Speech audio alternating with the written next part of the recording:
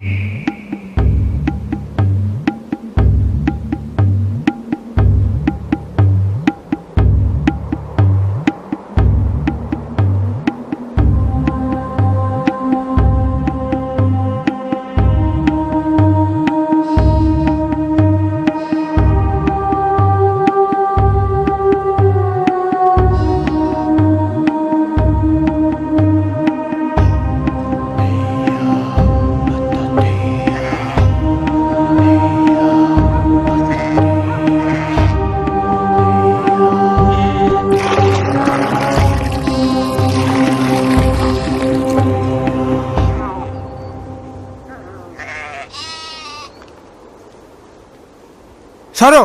আমাদের পানি নিতে দাও।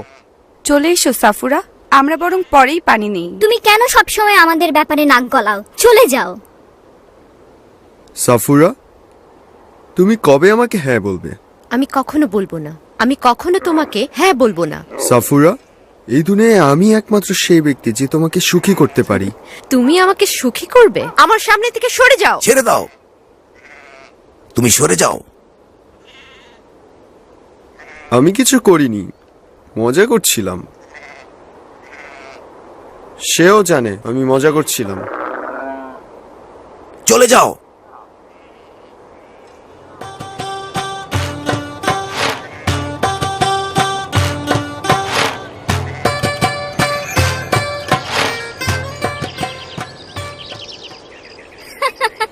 সে কিভাবে ওর দিকে তাকাচ্ছিল সেটা লক্ষ্য করেছো? সে খুব শক্তিশালী এবং অসাধারণ। কঠিন সফুরা ওর সামনে গলে যাবে। সে আমার জন্য কিছুই করেনি। সে তোমার দিক থেকে চোখ ফিরাতে পারছিল না। তোমাদের ফিরতে এত দেরি হলো কেন? এক অসাধারণ মিশরীয় মরুভূমি থেকে বার হয়ে আসলো। সে কেবল একটাই কথা বলল, সে ওদেরকে চলে যেতে বলল, তারপর কিছুই বলা লাগেনি। সত্যি, সে বেশ শক্তিশালী। হঠাৎ করেই মরুভূমি থেকে আসলো। আমরা জানি না তার বাড়ি কোথায়। ওরা তাকে ভূত ভেবেছিল। কই সেই মিশরীয়? আমার মেয়েদের উদ্ধারকর্তা কেন আমার সাথে বসে আমার দেশের সমস্ত ভালো খাবার কেন সে খাবার জন্য এখানে আসেনি? আমি তো তার কাছে ঋণী হয়ে গেছি। আমি যাচ্ছি। তাকে দাওয়াত দাও। আজ রাতে আমরা সবাই একসাথে খাবো। আমি আনন্দ করার জন্য একটা কারণ খুঁজছিলাম। আমি তোমার আম্মা সফুরাকে বিয়ে করে মিদিয়ানে 40 বছর ছিলাম। মিশরে তোমার পরিবারের কি হয়েছিল? মিশরের এবং তাদের খবর পাওয়ার পথ বন্ধ হয়ে গিয়েছিল, এবং এরপরে আমি সে চেষ্টাও করিনি। কেন করনি আব্বা? আমি তোমার আম্মা আর তোমার দাদু সোয়াইবের সাথে শান্তিতে বসবাস করছিলাম। তুমি প্রথম সন্তান হিসাবে আসলে।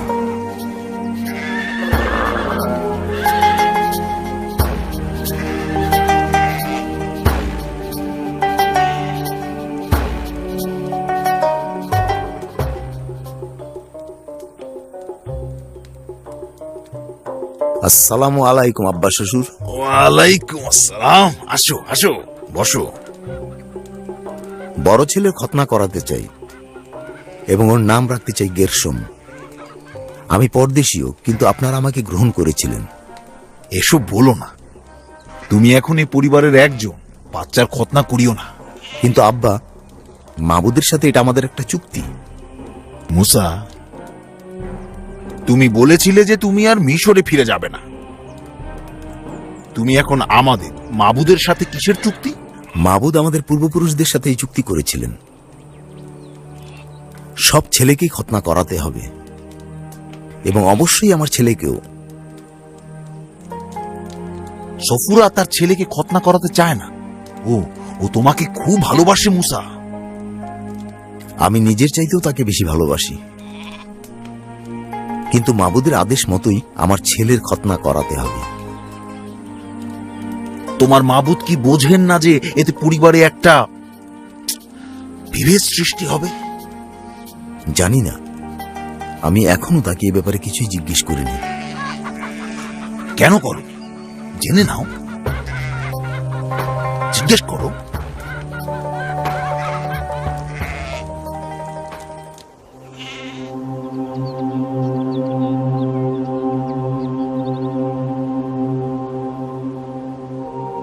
হে আমার পূর্বপুরুষ ইব্রাহিমের পিতা, তুমি সেই মাবুদ ইসাহাকের সেই একই মাবুদ ইয়াকুবের। আমি এই জীবনটাকে ভালোবাসি। আমি এভাবেই আমার বাকি জীবনটা পার করে দিতে চাই মাবুদ।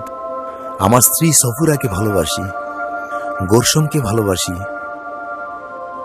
পথ দেখাও মাবুদ, তুমি আমাকে সরল পথ দেখাও, যাতে আমি সঠিক পথে চলতে পারি হে মাবুদ।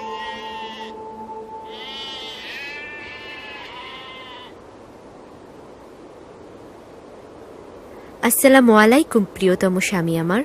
এসো আমার স্ত্রী সফুরা, আমার প্রিয়তমা। তোমার জন্য খাবার আর পানীয় এনেছি, এই যে। শুক্রিয়া।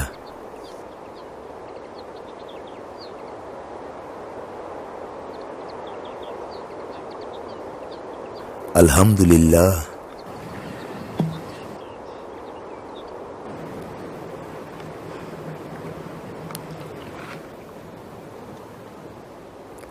আমি আরো একবার মা হতে যাচ্ছি মুসা। আলহামদুলিল্লাহ, সবই তার রহমত। তিনি আমাদের শান্তিময় জীবন দিয়েছেন। এবারও যদি একটা ছেলে হয় তাহলে তাকে খতনা করার অনুমতি দিব। তুমি কেন এই কথা বলছো প্রিয়তমা আমার? তোমার এই আল্লাহকে আমি ভয় পাই। আমি তাকে রাগাতে চাই না। হয়তো তিনি ভাববেন আমি তাকে সম্মান করছি না, কারণ প্রথম ছেলে গোরসমকে খতনা করাতে আমি নিষেধ করেছিলাম। তুমি মিশরের যে জায়গাটায় থাকতে, আমরা গিয়ে সেটা দেখতে চাই। আমি আর মিশরে ফিরে যেতে চাই না। তোমার কি মনে হয় গোশন এখনো ওখানে আছে? হ্যাঁ, গোশন ওখানেই আছে। আমি দুই জাতির মধ্যে টানাপোড়েনে আটকে ছিলাম। দুটো ভিন্ন পৃথিবীর সীমারেখাতে ছিল আমার বসবাস।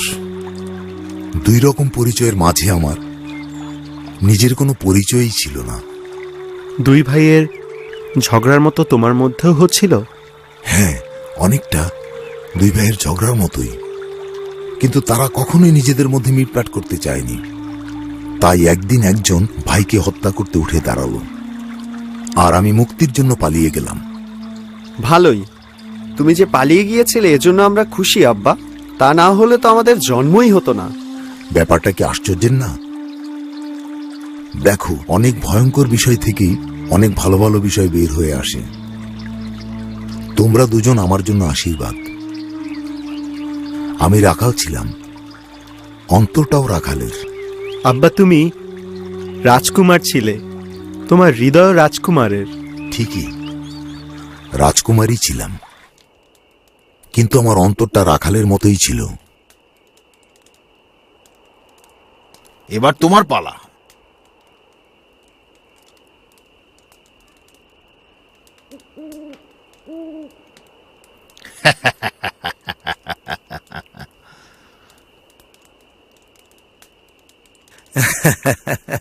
তুমি সব সময় আমাকে হারিয়ে দাও। তোমাদের জন্য সব গুছিয়ে দিয়েছি, এই যে এখানে। তুমি কি কোথাও যেতে চাচ্ছ?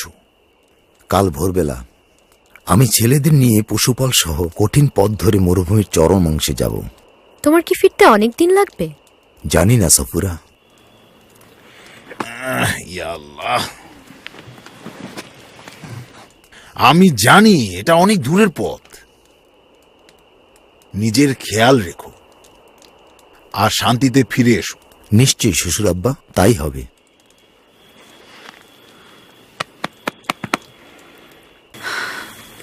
তোমাদের যাত্রা শুভ হোক। আপনারা ভালো মানুষ।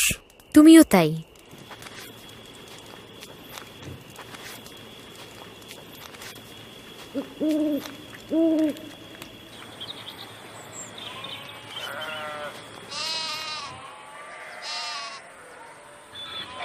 বিদায় আমার প্রিয়তমা।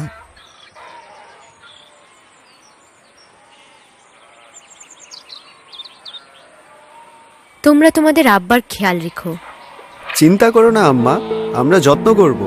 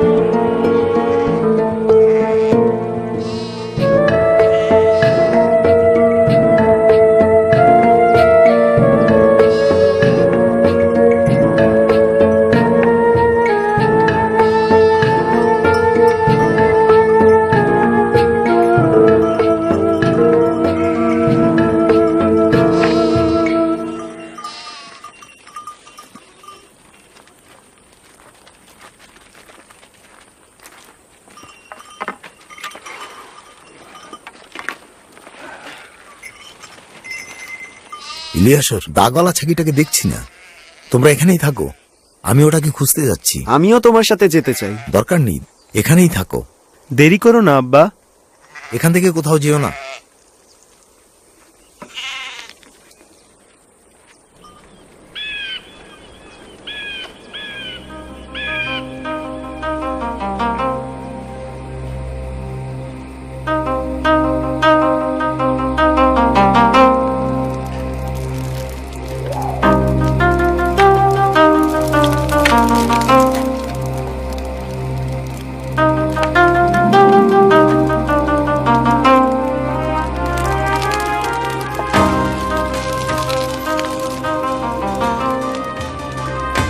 আশ্চর্য,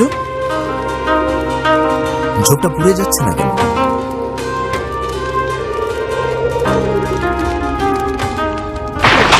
হঠাৎ করে ঝোপ থেকে কথা শোনা গেল।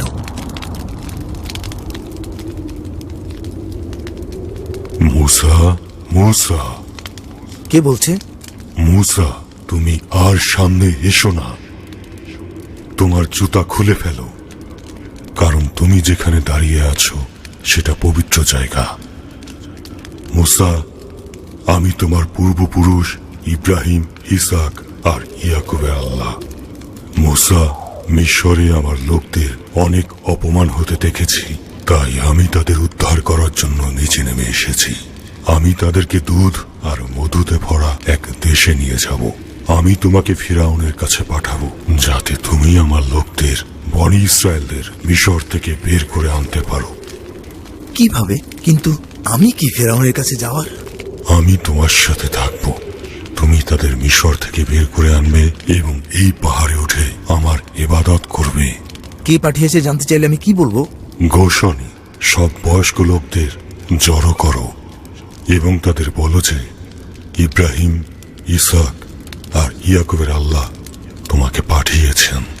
কিন্তু ওরা যদি আমাকে বিশ্বাস না করে? মুসা, তোমার হাতে ওটা কি? লাঠি। ওটা মাটিতে ছুঁড়ে দাও।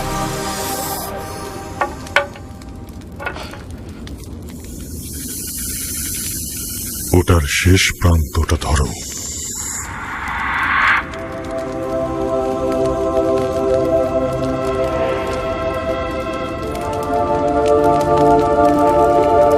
এবার তোমার হাত বুকের কাছে জামার ভিতরে ঢুকাও।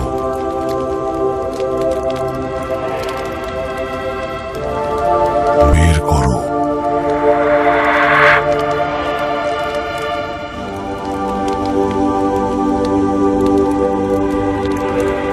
তোমার হাত আবার ভিতরে রাখো। এবার বের করো।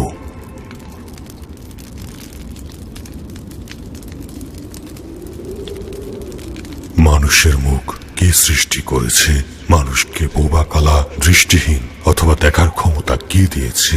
সেই ক্ষমতা কি শুধুই আমার, অর্থাৎ এই আল্লাহর নয়? এবার যাও, তোমার মুখের কথা এবং কি বলতে হবে তা আমি শিখিয়ে দেব। মাবুদ, আমি একজন বক্তা নই। কথা বলতে গেলে আমি সমস্যায় পড়ি। হারুন কি তোমার ভাই নয়? আমি তোমাকে এবং তাকে কথা বলা শেখাবো।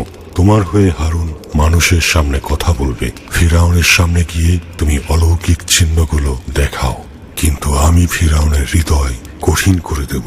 আর তুমি বলবে, ইসরায়েল আমার সন্তান, আমার প্রথম সন্তান।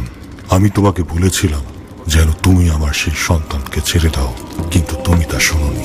আর তাই আমি তোমার প্রথম পুত্র সন্তানকে